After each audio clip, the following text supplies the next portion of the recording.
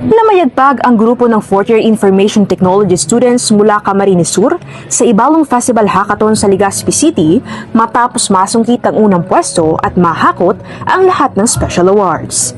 Binubuo ni Jan Patrick Salcedo, Diane Faith Pandes at Mariel Hernandez ang team na nanguna sa bantong track ng Heroes of Innovation Challenge 2026. Naiuwi nila ang kabuang 34,700 pesos na premyo, kabilang ang 9,700 pesos para sa unang pwesto at 5,000 piso para sa 5 special awards.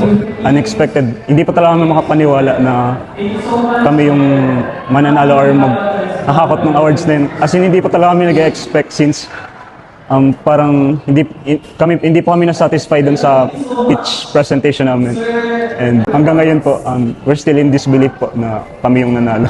Ayon kay Salcedo, sumali lamang sila para maranasan ang hackathon dahil ito ang unang pagkakataon na sumali sila sa ganitong kompetisyon. Ginanap noong Agosto 12 at 13 sa Hotel Lucas sa Legazpi City ang hackathon na inorganisa ng Bicol Consortium for Regional Startup Enablers o BICORS, kasama ang local government unit ng Legazpi City. Mula sa 35 team na tumugon sa panawagan para sa kompetisyon, 15 ang napili bilang finalist. Hinikayat ang mga participant na unawain muna ang mga problema at pangangailangan ng komunidad bago mabuo ng mga solusyon gamit ang teknolohiya. Sumailalim din sila sa design thinking workshops, mentorships at technical guidance para mapaunlad ang kanilang mga ideya at prototype. Thank you for joining dito sa ating Heroes of Innovation, sa ating Hackathon 2026, sa ating 35th Ibalong Festival. Thank you for giving time, and syempre, thank you Councilor Tony Butch for bringing this event and for giving opportunities dito sa lahat na dito hindi lang mga estudyante, kundi mga innovators, and hindi lang mga Legazpenyo, kundi mga Bicolano. Para sa mga participant, higit pa sa kompetisyon ang hackathon dahil naging pagkakataon nito para matuto at mapaunlad ang kanilang mga ideya. Para kay James Ryan Gallego mula Caramuan, Camarines Sur, malaking tulong ang mentorship sa pagpapaunlad ng kanilang proyekto. We're very glad po na nakasali po kami dito, and dito po sa mga mentoring po, marami po kami natutunan na pwede pong ma-improve sa application po.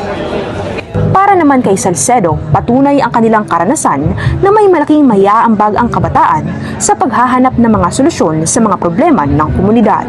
I'm glad po na Legazpi has started their own hackathon, their first hackathon po since I feel like dito across sa Bicol region, napakaganda na lahat ng local government po is nag-initiate sila to finally recognize the potential of the youth po, na may offer po kami solutions to the problems na hindi lang po kami basta youth lang.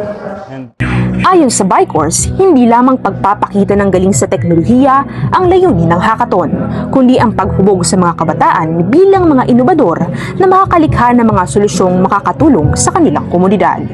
May pagkakataon din ang mga finalists na magpatuloy sa BICORS Startup Cohort Program para sa karagdagang mentorship at business guidance at makailahok sa iba pang startup initiatives. They have the option actually to participate in the incubation program of the BICORS.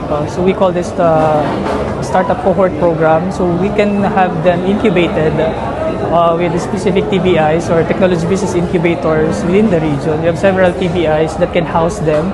So like I said earlier in the overview, we can provide mentorship, business and sustainability clinicking sa kanila, and of course the facilities, we can offer the facilities for them para mapagpatuloy nila yung kanilang nasimulan here sa hackathon, Ibalong Hackathon. And pwede din namin silang coordinate with the city government of Legazpi if they would want to really pursue the startup and offer it for the government, city government of Legazpi para mapapatuloy yung kanilang tech-based solution. Nangako naman ang BICORS at LGU Legazpi na ipagpapatuloy at palalawakin pa ang Ibalong Hackathon sa mga susunod na taon upang mas maraming kabataang Bicolano ang mabigyan ng pagkakataong mapaunlad ang kanilang mga ideya. Hana Boragay, Bicol.ph.